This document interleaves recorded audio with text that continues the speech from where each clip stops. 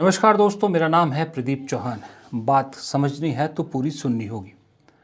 दोस्तों, लगता है जैसे जैसे वक्त गुजर रहा है वैसे वैसे प्रधानमंत्री नरेंद्र मोदी या उनकी सरकार के जो टूल किट्स हुआ करते थे, जो बहुत बढ़िया उनके लिए एक शील्ड का काम करते थे, उनके लिए बहुत अच्छा काम करते थे, वो टूल किट धीरे धीरे निरस्त होते जा रहे हैं, यानी बेकामे होते जा रहे हैं।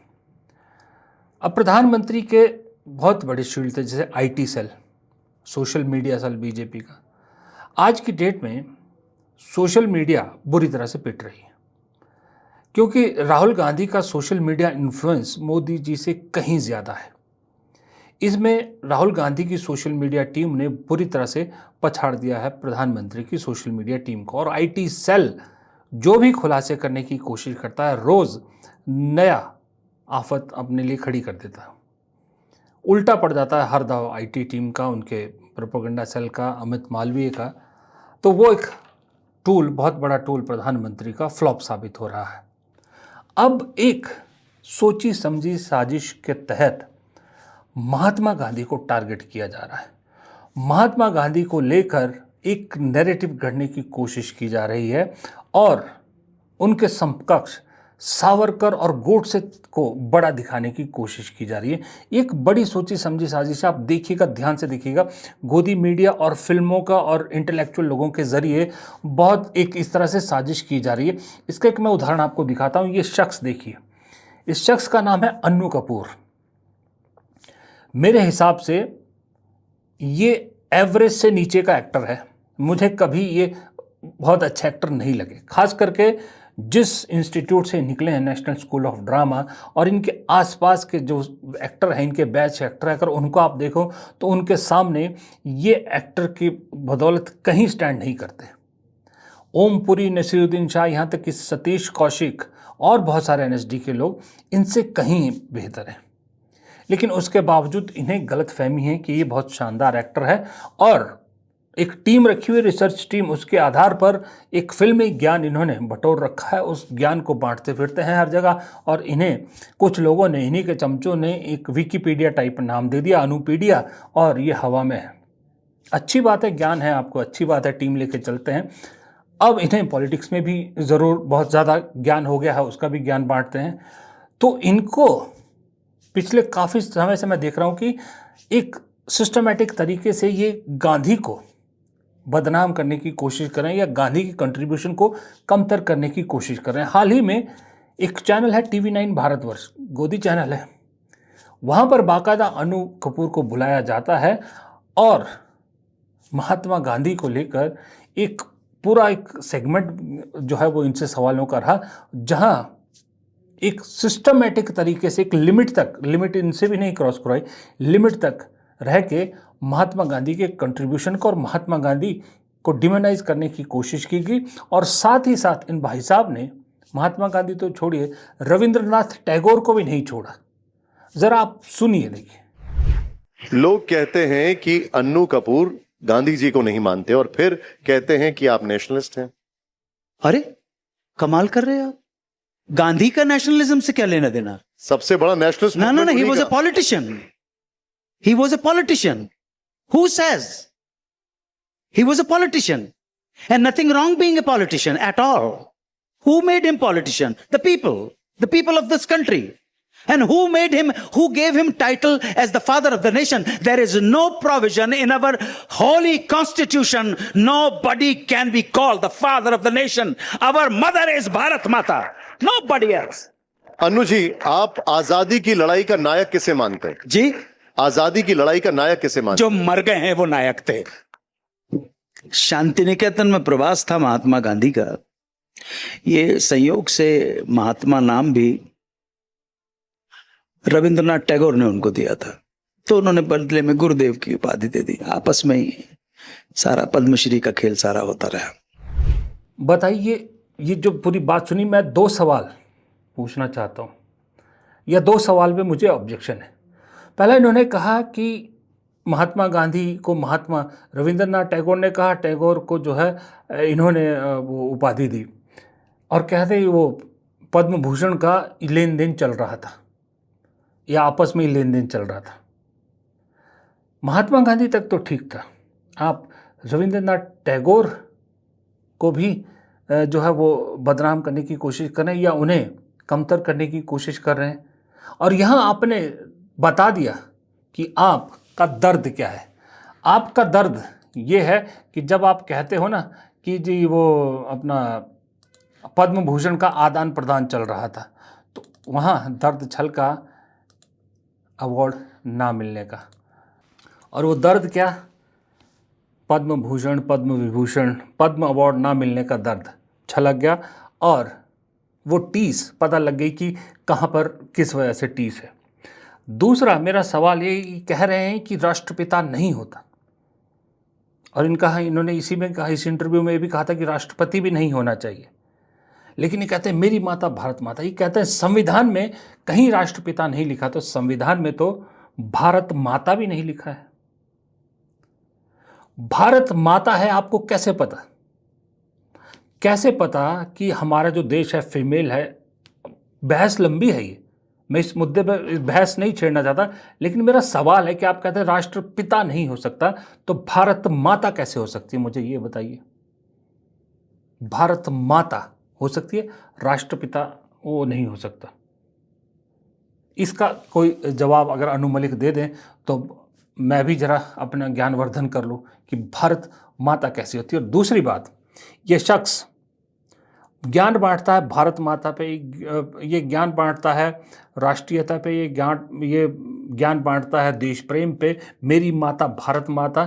खुद की पत्नी भी अमेरिकन, बच्चे भी अमेरिकन, खुद का पूरा परिवार अमेरिकन, और दूसरों को ज्ञान बांटता है स्वदेश का, प्रेम का, भारत माता से प्रेम का।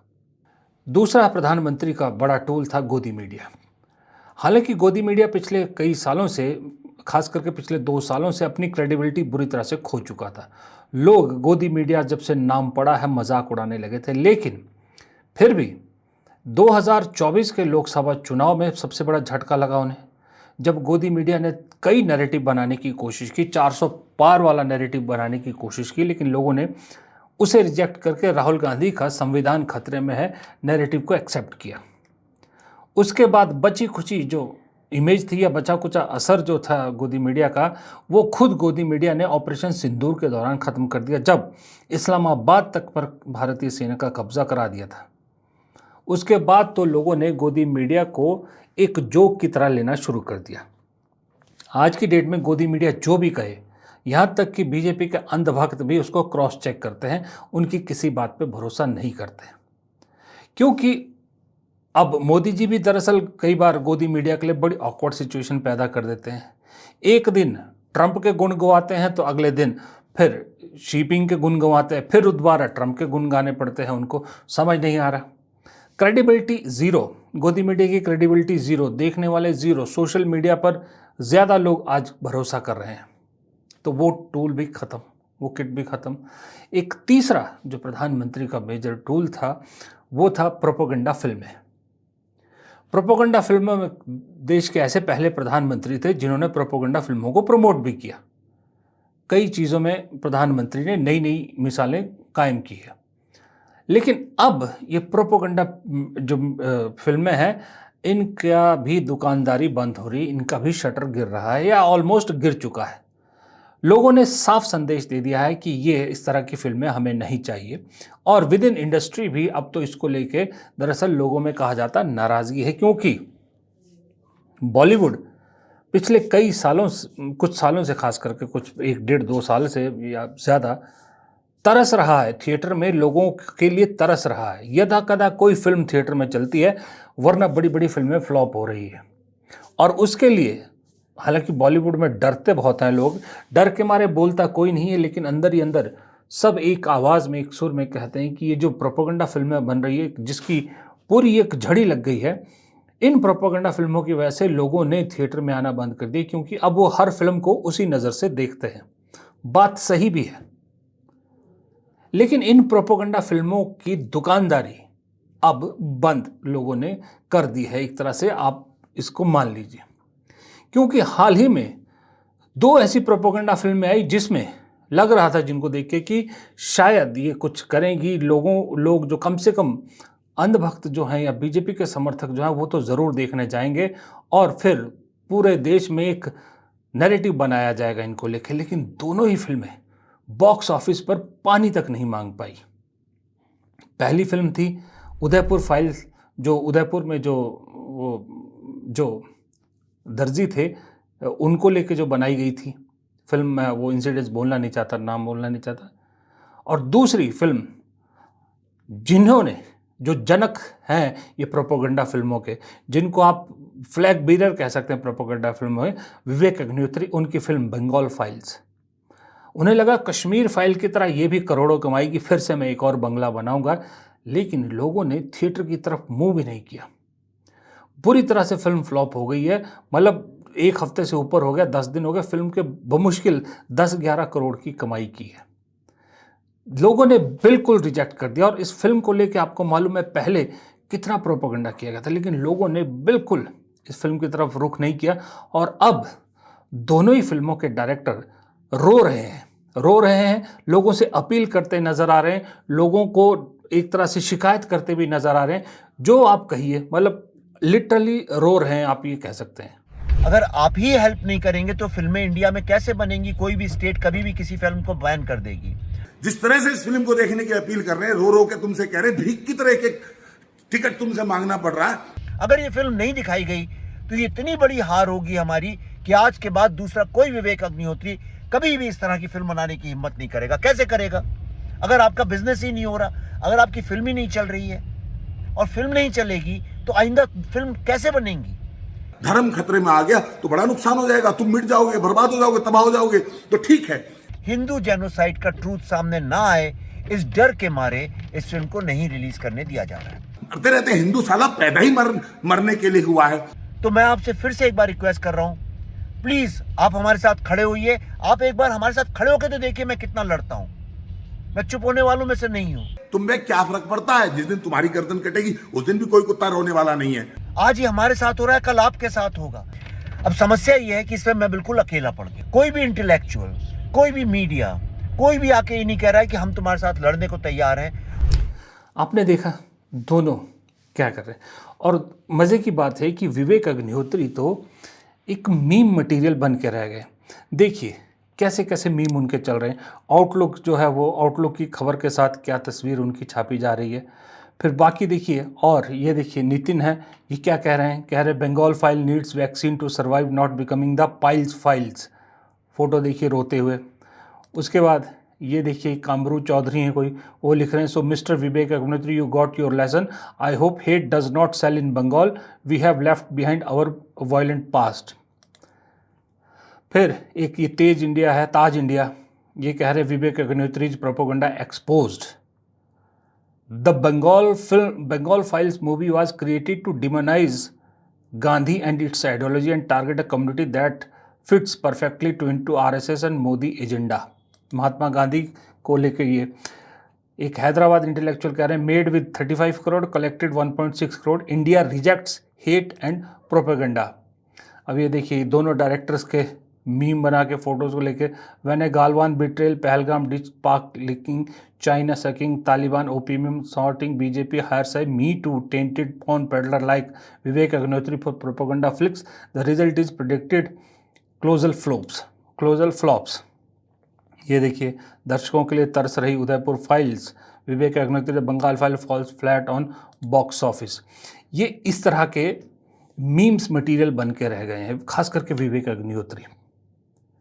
और ये आपको याद होगा इस फिल्म से पहले कैसे इस देश के गोदी चैनलों ने, हर चैनल ने विवेक अग्निहोत्री को अपने यहाँ पर बुलाकर खूब लंबे लंबे इंटरव्यूज़ किए और कैसे उनकी इस बंगाल फाइल्स को एक नैरेटिव इसके आसपास गढ़ने की कोशिश की, ऐसे फिल्म को हिट करने में बहुत मदद की। लेकिन मज़े की बात है कि इसी गोदी मीडिया में एक ऐसा इंसान भी टकराया विवेक अग्निहोत्री का कि जिसने ऐसा करारा जवाब दिया कि विवेक अग्निहोत्री की शक्ल देखने लायक थी। जरा देखिए। आप भारतीय हैं कि मुस्लिम हैं? नहीं आप पहले मुस्लिम हैं कि पहले आप क्या हैं? आप, मैं तो भारतीय हूँ। हाँ, मैं भी भारतीय हूँ। आप भारतीय हैं? डाउट हो गया? आप भारतीय? शर्म नहीं आती है कहते हुए कि मैं भारतीय हूँ कि नहीं हूँ? नहीं, मैं पूछ रहा हूँ। क्यों आप पूछ रहे हैं? नहीं, इसलिए आप हैं कौन? Who are you? कैसे आप पूछ सकते हैं कि मैं भारतीय हूँ कि नहीं? कौन है आप? कितने अथॉरिटी दी आपको? आप बोल कितने अथॉरिटी दी? नहीं, कितने अथॉरिटी दी? कैसे आप ये पूछ सकते हैं जज साहब कि मैं भारतीय हूँ कि नहीं हूँ? नहीं, क्योंकि आप जो है, नहीं, क्यों? आप क्या कह दिया मैंने? आपने गाली दी बैठ कर? नहीं, इन्होंने आपसे पूछा कि आप पहले भारतीय या मुस्लिम? नहीं, यही तो सवाल किया गया ना। ये कौन सा सवाल है? नहीं, मैंने आपसे पूछा कि आप पहले हिंदू हैं कि आप भारतीय हैं? पूछ सकते हैं। क्यों मैं पूछूं? मैं पहले भारतीय हूँ, बाद में कुछ और। पहले इंसान भारतीय है, पूरी दुनिया में हम जाएंगे तो भारतीय है ना। तो फिर आप इतना मुसलमान।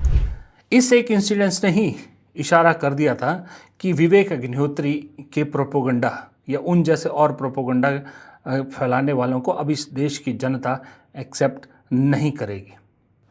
लेकिन जितने भी मीम मैंने आपको दिखाए ना, उसमें से एक बड़ा इंपॉर्टेंट मीम था, ये देखिए मैं आपको दिखाता हूँ, ताज इंडिया का। इन्होंने एक लाइन लिखी है इसमें, the Bengal file movie was created to demonize Gandhi and its ideology. ये बात बिल्कुल सही है। पिछले कुछ दिनों से अगर आप नोट करें कि पता लग गया है कि Nehru bashing, Indira Gandhi bashing, Rahul Gandhi bashing, Nehru Gandhi family bashing, Congress bashing से कोई फ़ायदा नहीं हो रहा। ये दाव उल्टा पड़ रहा है। अब अन्नू कपूर जी से एक सवाल और पूछा गया। देखिए सवाल भी कैसे पूछा जाता है, 4 प्रधानमंत्री के नाम बताएगा, उसकी रैंकिंग करनी थी। जवाहरलाल नेहरू, इंदिरा गांधी, अटल बिहारी वाजपेयी, नरेंद्र मोदी।